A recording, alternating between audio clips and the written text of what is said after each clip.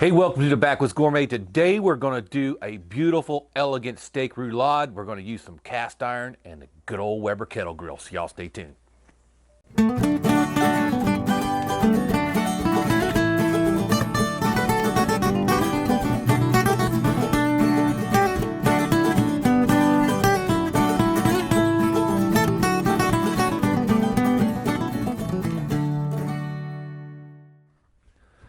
All right, so steak roulade is a very elegant dish. If you serve this to your guests at your next barbecue, they're gonna be totally impressed, especially when they see you do it out here on some cast iron and on that Weber kettle grill.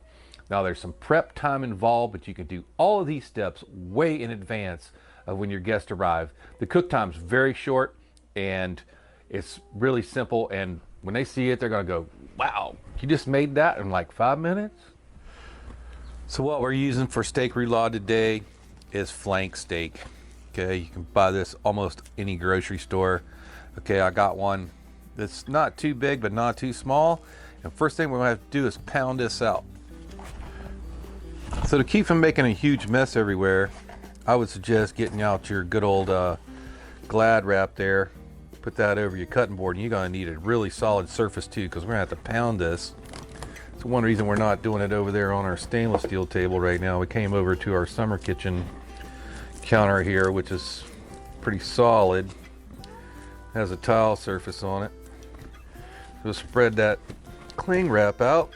Let's go ahead and get out our steak. So we have our flank steak out here on the cutting board between two layers of cellophane. Believe me, you guys want to do this unless you're really camping somewhere. You're out there on a stump and you don't care about where the mess goes. So we got one of our little small little Taiwan cast iron skillet. I'm gonna go ahead and pound this out. It's gonna be noisy. We're gonna pound it down to it's about 1/8 of an inch thick. That'll take a little while.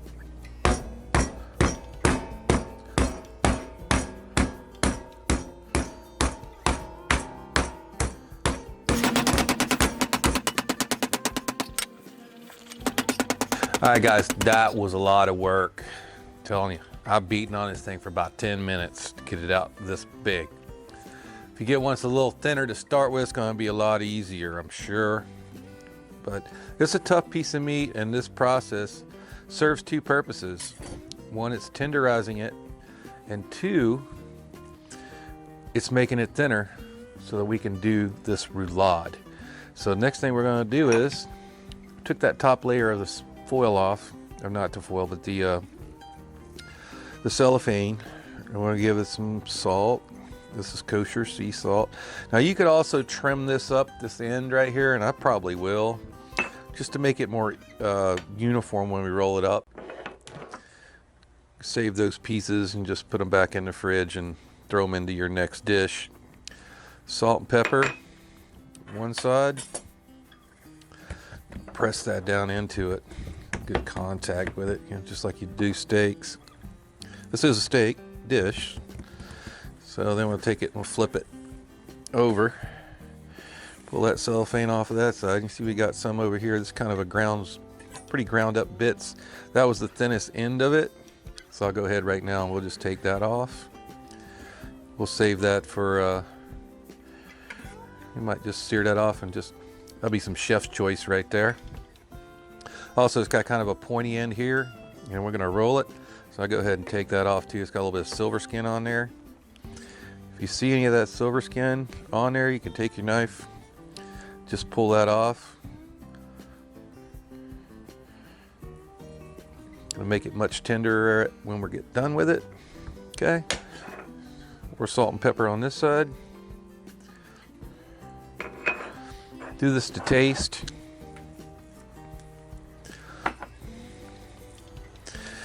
All right, so that looks pretty good.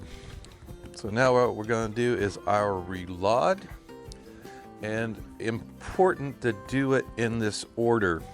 We have some 3/4 cooked bacon.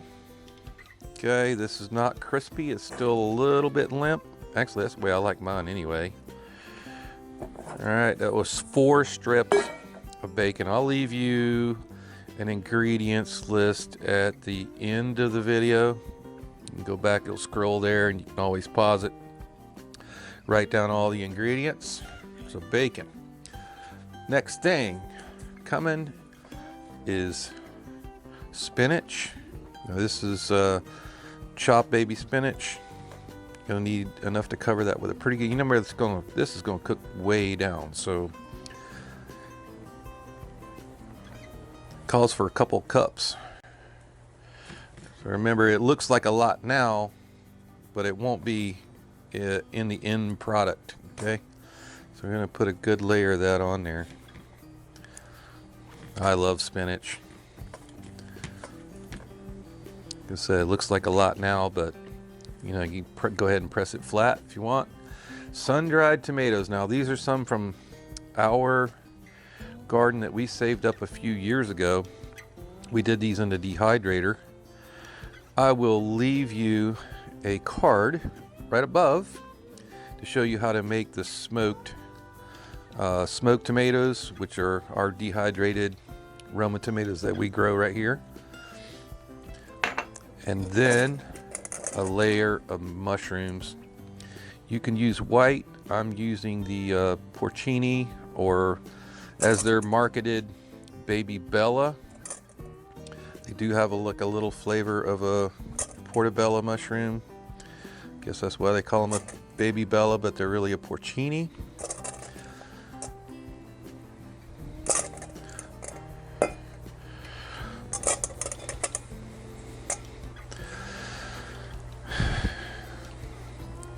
Right, and now for the tricky part, is rolling all this stuff up inside that steak.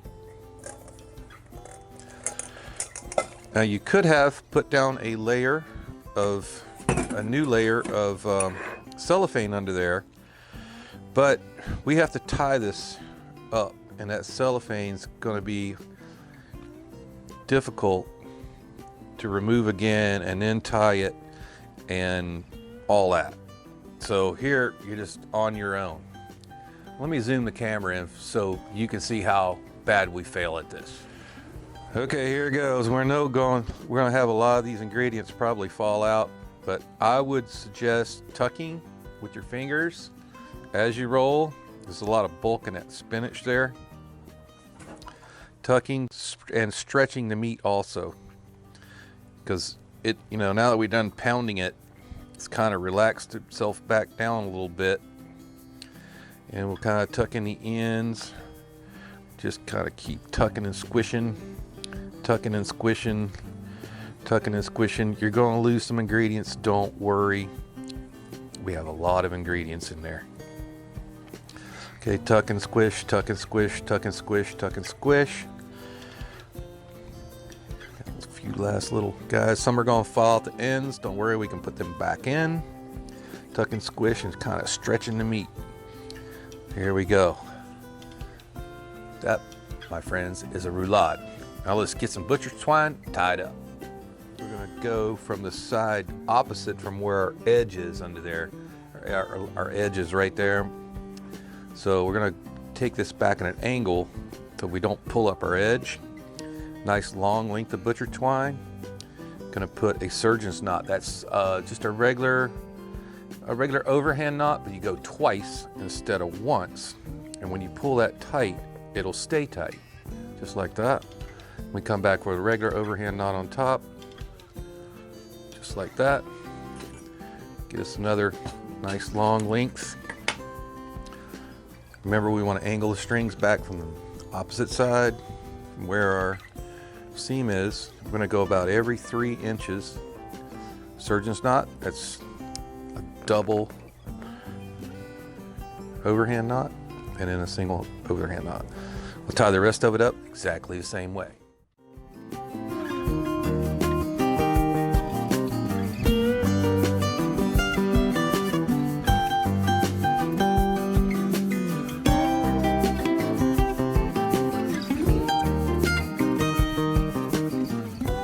Cellophane right on our cutting board. I'm going to put it right in the center. Take this piece of cellophane, fold her over the top. One end of it, we did it long ways this way.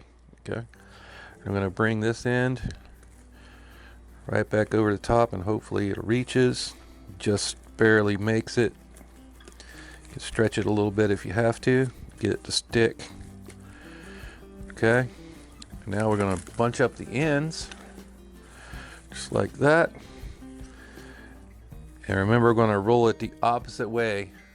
If our cellophane from this side is on top, we're going to roll it that same direction. So let's see how it goes. This don't always work.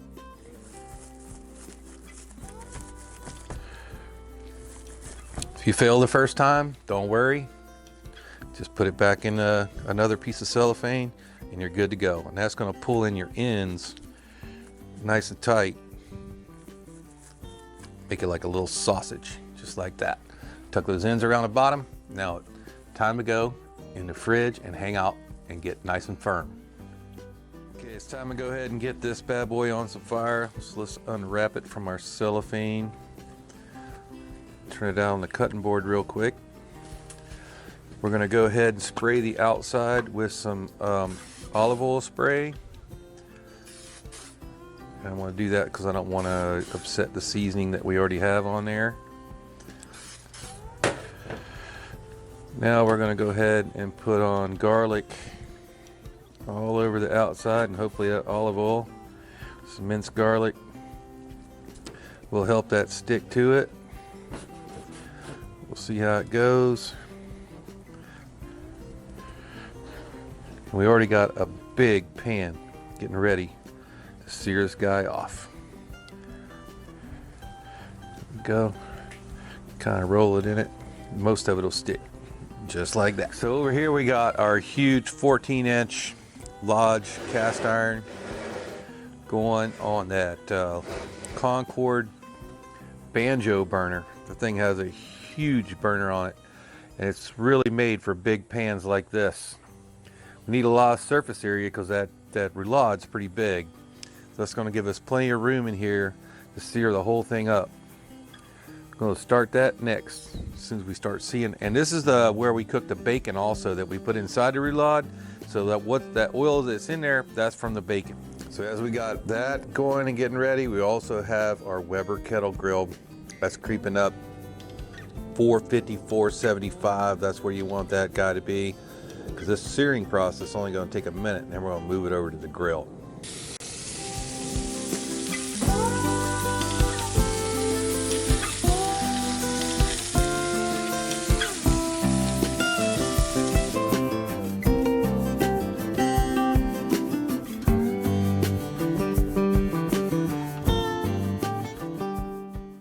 Okay, now that that's seared on all the sides, bring it off. Right over on the Weber kettle grill. Now the lid's not going to close completely because that handle's a little bit too long. So we're going to put it on as good as tightly as it'll go. We'll let it finish.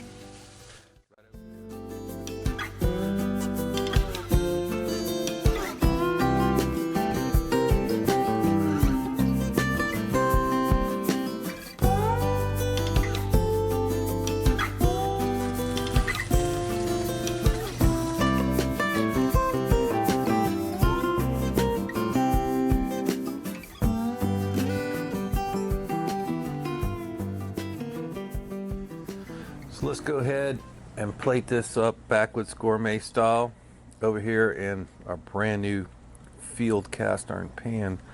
We have some sweet potato wedges that we did over there. Man, those look awesome, don't they? We bring in 2 slices of our steak roulade. That's a beautiful medium. I was shooting for a little less done than that, but you know, hey, I'll take it. Really shot up right there at the end. And nice broccoli spear. Got a little bit parsley for garnish right there. Hey, and just for kicks, let's put a little pepper over top. A little bit kosher salt. That's another great Backwoods Gourmet meal made right out here on cast iron and the grill.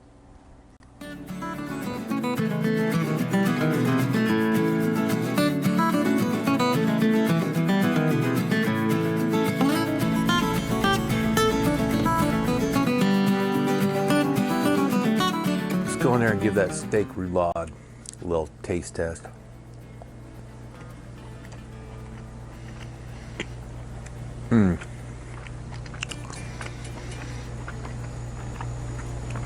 That is super delicious. Well worth the effort. Here's one of those sweet potato wedges we did in cast iron, that new Field Company pan. If you'd like to check out the Field Company, I'm gonna leave you a link right down in the description box. And check out their new cast iron that's built like the old cast iron. Really work well for this.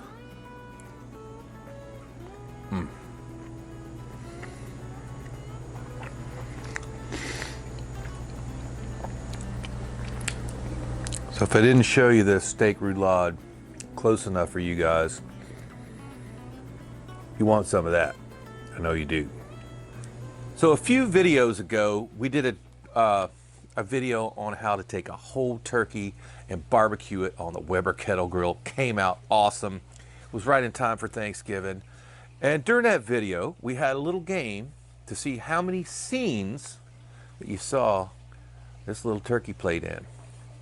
So I've given everybody a couple weeks to, comment on the video. So that brings me to, hey, right down over here somewhere, or over here, one of the two, there's a subscribe button. Right beside that subscribe button, there's a little bell. If you don't have that little bell turned on, YouTube may or may not ever notify you that we did that great video of that turkey. So if you don't ring that little bell, you might miss out on some of these. So right now, 2 weeks afterwards, I've gone back, I have looked at the video in slow-mo, and remember that we asked for how many scenes, not how many times you've seen it this time. So we only had one correct response, by the way, and it was 13 times, and that's Lispy Jared. Was the only one so far, anyway, to guess 13 times. But I'd like to thank a lot of other people for playing along, and that's going to be SK's Crappie Catching Adventures. You have to go over and check his. If you like crappie fishing, go over there and check his channel out, man. He does some great stuff out in Texas and teaches you a lot about crappie fishing. We got Gregory Fleeman, Mark Twibell, Skippy Jones, Stan Irwin. He was our winner last time.